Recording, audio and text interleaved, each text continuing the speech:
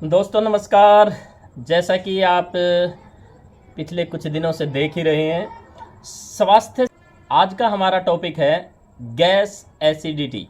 Gas acidity की भयंकर समस्या हमारे पूरे भारत में बड़ी खतरनाक तरीके से आई हुई है।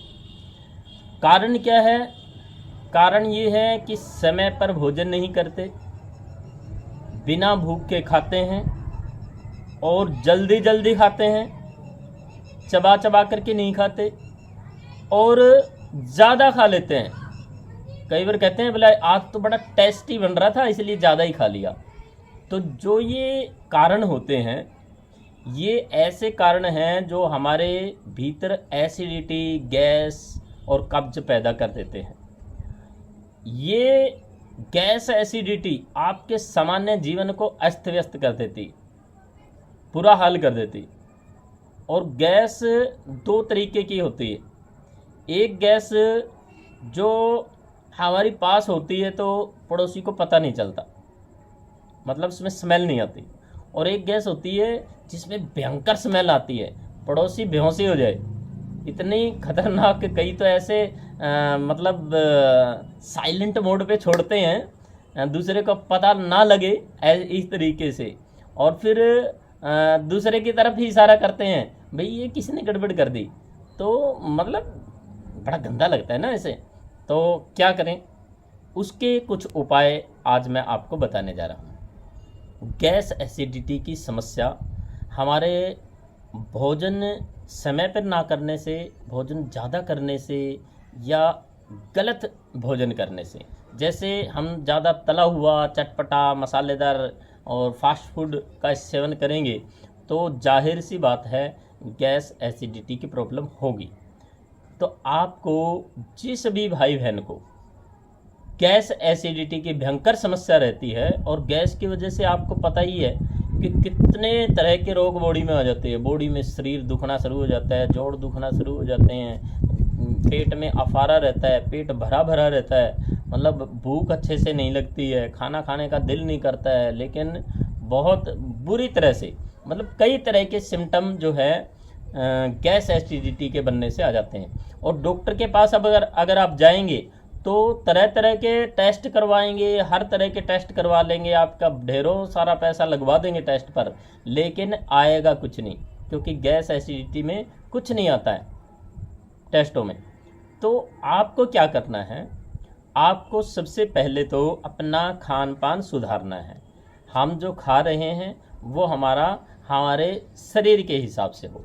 नित भुक, रित भुक और सित भुक, समय पर टाइम पर खाना, भूख लगे तब खाना, और जो आपकी प्रवृत्ति है और जो ऋतु है उनके हिसाब से भोजन करना। ये चीज़ों का ध्यान रखना बड़ा ज़रूरी होता है।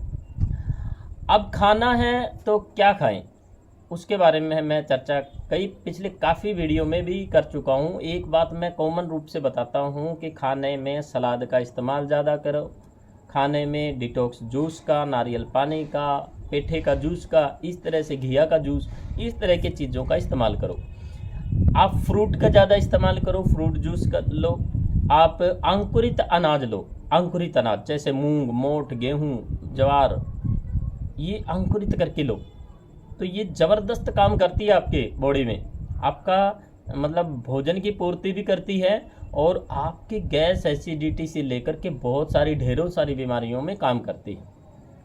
तो ये भोजन आपने अपना सेट करना है कि आपको कैसा भोजन किस मौसम में खाना चाहिए। और जो भी भाई बहन सब्जी बनाते हैं और तेल का इस्तेमाल करते हैं तो कोशिश करें कि कम से कम तेल का इस्तेमाल करें। और जो तेल का आप इस्तेमाल कर रहे हैं वो तेल रिफाइंड, ट्रिपल रिफाइंड इस तरह से नहीं होना चाहिए, कच्ची घानी का तेल होना चाहिए। तेल एक जैसा कभी नहीं खाना चाहिए, बदल बदल करके। जैसे मैंने कहा ऋतुभुक, यानी कि जो हमारे ऋतु के हिसाब से हमें चेंज करना चाहिए। जैसे अभी बरसात का मौसम आने वाला है, अब बरसात शुरू होने वाली है। मैं उत्तर भारत से हूँ, तो उत्तर भारत में अभी बारिश जो है शुरू हो चुकी है, कुछ हिस्सों में होने वाली है। तो ये जो बारिश का मौसम होता है इसमें सरसों का तेल बेस्ट होता है, बहुत बढ़िया होता है सरसों का तेल बारिश के मौसम में। और अलग अलग तेल, जैसे कभी मूंगफली का तेल, सर्दियों में मूंगफली का तेल, तिल का तेल खाइए।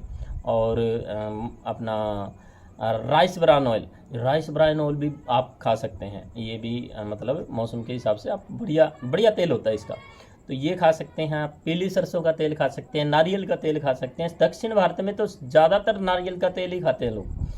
तो इस तरह के तेलों का इस्तेमाल करें, कच्ची घानी का तेल का इस्तेमाल करें, तो आपकी सब्जी उससे बनी हो।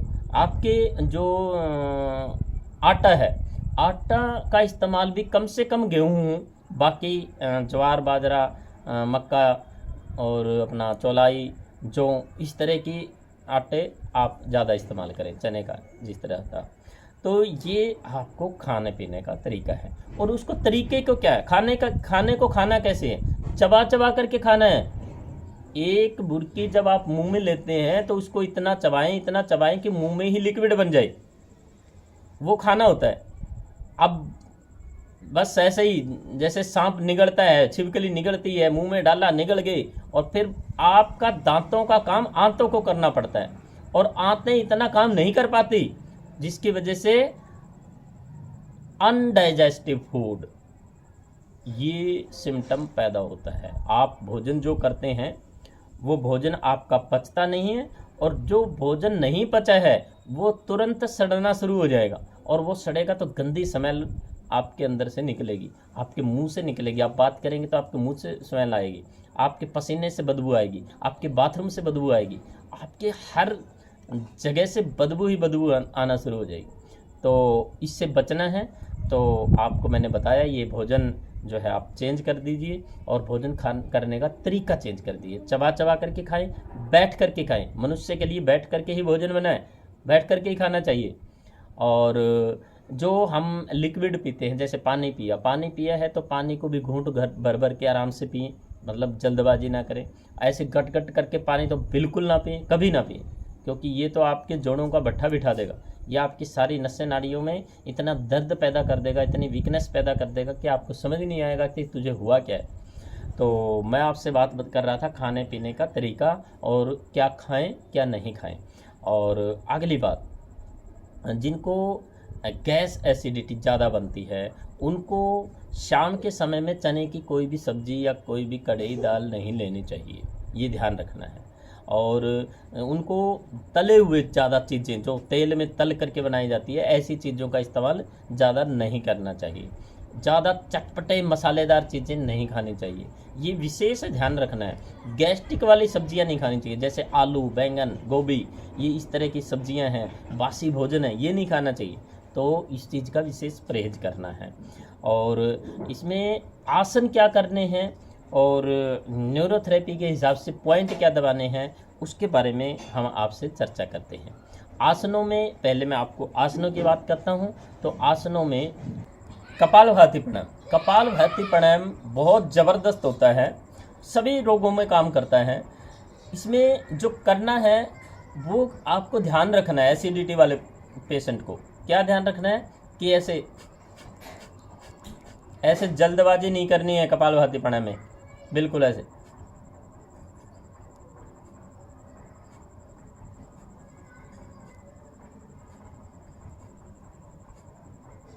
श्वास को झटके के साथ बाहर निकालना है, बहुत ज़्यादा ज़ोर से स्ट्रोक नहीं लगाना है, हल्के से स्ट्रोक लगाना है, 1 सेकंड में 1 बार लगाना है। ये कपालभाति प्राणायाम है। अनुलोम विलोम प्राणायाम भी इसमें काम करता है। और सबसे जो ज़बरदस्त काम करते हैं गैस एसिडिटी वालों के लिए, एसिडिटी वालों के लिए जिनको अल्सर बन गया एसिडिटी की वजह से, अल्सर वाले रोगियों के लिए भी बहुत ज़बरदस्त काम करता है हमारा शीतली और शीतकारी प्राणायाम। शीतली और शीतकारी प्राणायाम इतने ज़बरदस्त हैं, ये आप अगर ठंड में कर लें तो आपकी छाती जाम हो जाए, आपको जुकाम खांसी हो जाए, इतना ज़बरदस्त है, अंदर से ठंडा करता है। एसी है ये, परमात्मा ने नेचुरल एसी लगाया हमारे भीतर। क्या करना है, जीभ को बाहर निकालना है और गोल बनाना है, पाइप नुमा बनाना है, और उसमें से हवा को अंदर खींचना है। ये मुंह से सांस खींचना होता है इसमें, शीतली में भी और शीतकारी में भी। तो शीतली प्राणायाम के लिए ऐसे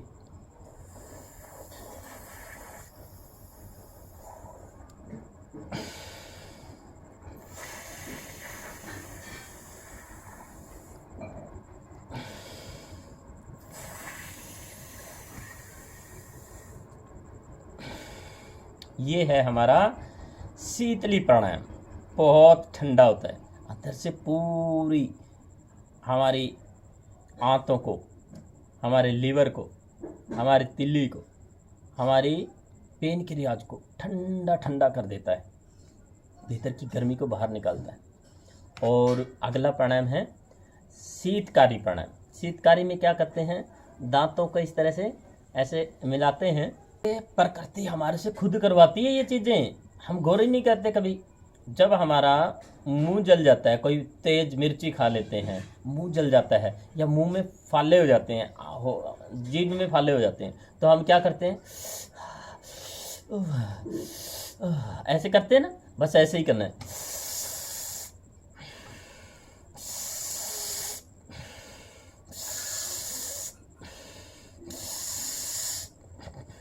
ये शीतकारी प्राणायाम है। तो ये प्राणायाम करने से आपको एसिडिटी में ज़बरदस्त तुरंत फ़ायदा मिलेगा। आप देखना 10-15 बार, मान लो आपको एसिडिटी हो रखी है, आपको जलन हो रखा है, आप गोली की तलाश में हैं, भी कोई ऐसी गोली मिल जाए जो तुरंत असर करे। बाज़ार में इनो फिनो के कुछ ढूंढते रहते हैं, तो आप बस 6 सेकंड इसको दीजिए।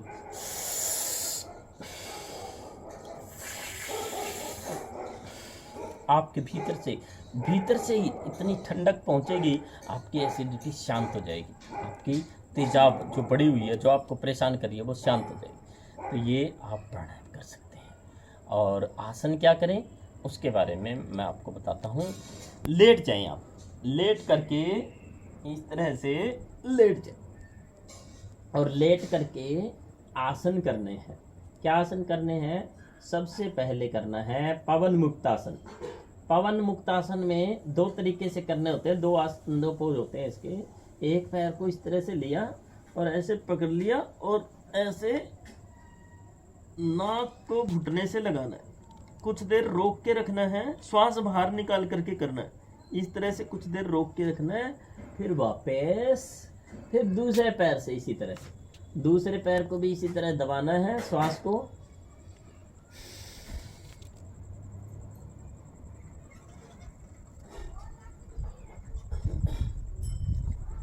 जो आप मेरे पंजे देख रहे हैं ना, पंजे इस तरह से खिंचे हुए रहने चाहिए पूरे आगे की ओर।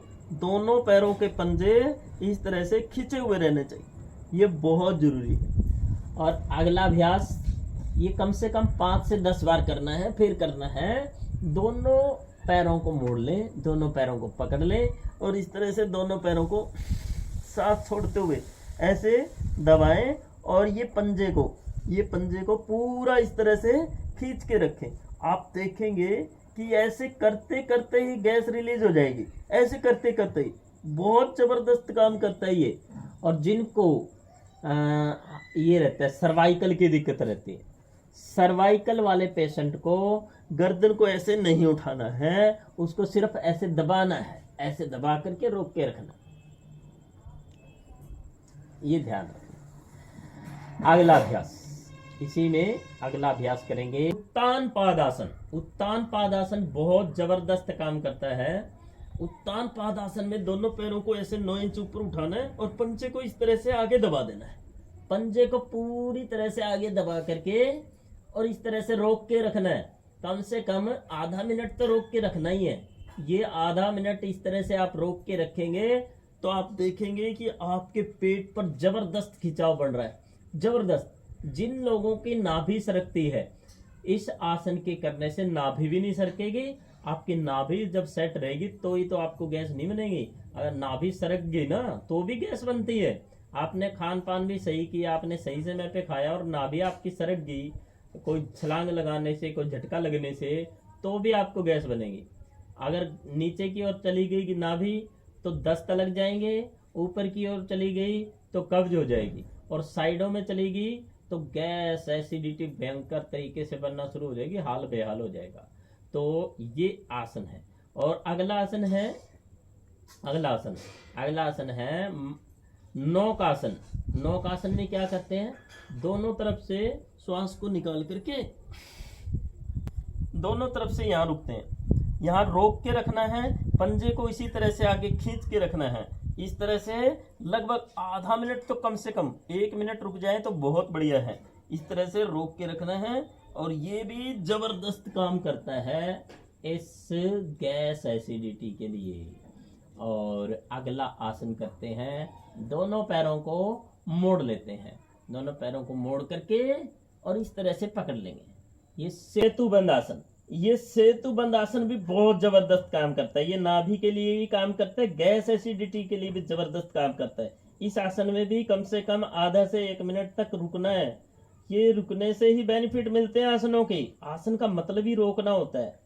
अगर जल्दी जल्दी कर लिया तो वो एक्सरसाइज हो जाती है, आसन नहीं रहता।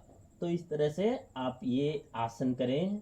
और कुछ 1-2 आसन में बैठ करके आपको बताता हूँ। ये एक आसन होता है वक्रासन। वक्रासन भी बहुत ज़बरदस्त काम करता है। दाएं पैर को इस तरह से बाएं घुटने के पास रखा, बाएं हाथ को उठाया और कोहनी को यहाँ घुटने के पीछे लगाया, इस तरह से पकड़ लिया, श्वास को बाहर निकालते हुए पीछे की ओर घूम गए।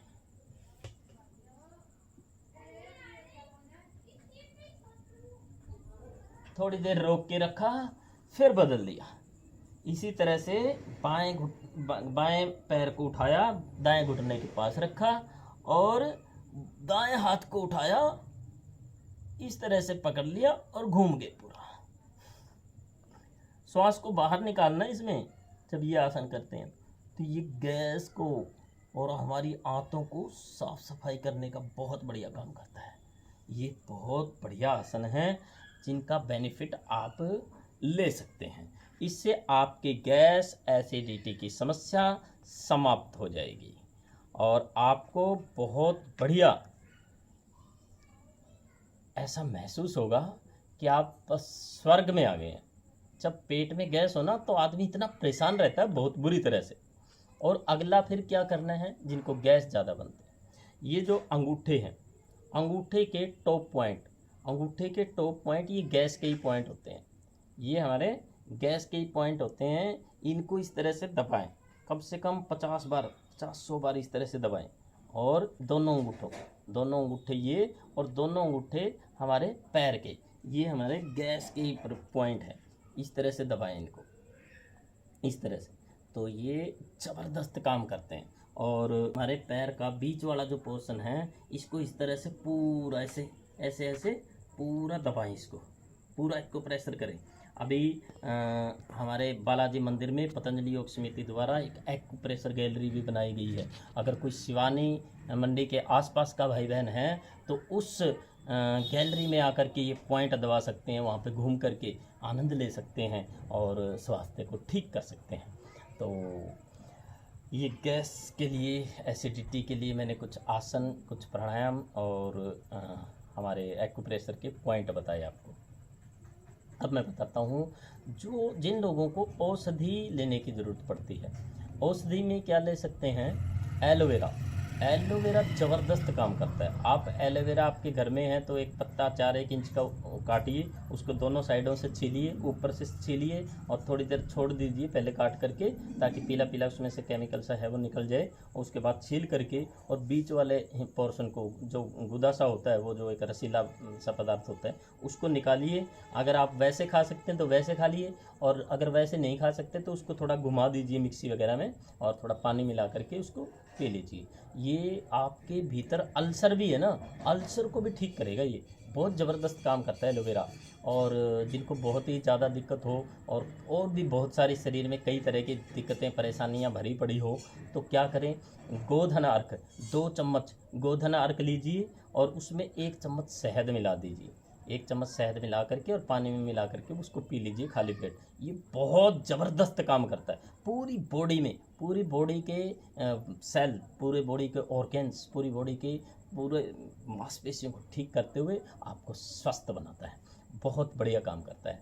और जिनको बहुत ज़्यादा मतलब इनसे भी बात नहीं बन रही, तो औषधि जो आयुर्वेद में आती है, अभिपत्ति का चूर्ण 100 ग्राम, मुक्ता सुक्ति भस्म 10 ग्राम, कामदूधा रस 10 ग्राम, मोती पिष्टी 4 ग्राम, इन सबको मिक्स कर लीजिए। और इन सबको मिला करके इसमें 10 ग्राम आप शंख भस्म भी मिला सकते हैं। शंख भस्म बहुत बढ़िया रहती है। तो इनको मिक्स करके और खाना खाने से पहले 1-1 चम्मच सुबह शाम ले लीजिए। पुरानी अगर आपको एसिडिटी है तो कम से कम इस चूर्ण को रोज़ सुबह शाम 3 महीने लगातार चला लीजिए। आपके भीतर जितने भी एसिडिटी के धब्बे जमे हुए हैं, गैस के धब्बे जमे हुए हैं, वो सारे निकल जाएंगे और साफ़ हो जाएगा, दोबारा से गैस नहीं बनेगी। तो आप इस तरह से इसका इस्तेमाल करके स्वस्थ हो सकते हैं और मस्त हो सकते हैं। आप सभी स्वस्थ रहें इसी शुभकामनाओं के साथ। और एक बात और मैं बताता हूँ, कल आपके पास जो हम एक माइग्रेन पेशेंट के लिए बहुत ही ज़बरदस्त वीडियो भेजने वाले हैं। जिनको माइग्रेन 50 साल से भी है, 20 साल से भी है, 30 साल से भी है, जितना भी पुराना माइग्रेन है, उनका माइग्रेन ऐसे चुटकियों में ठीक करने के उपाय बताएंगे। आप स्वस्थ रहें, मस्त रहें, खुश रहें और खिलखिलाते रहें। जय हिंद, जय भारत।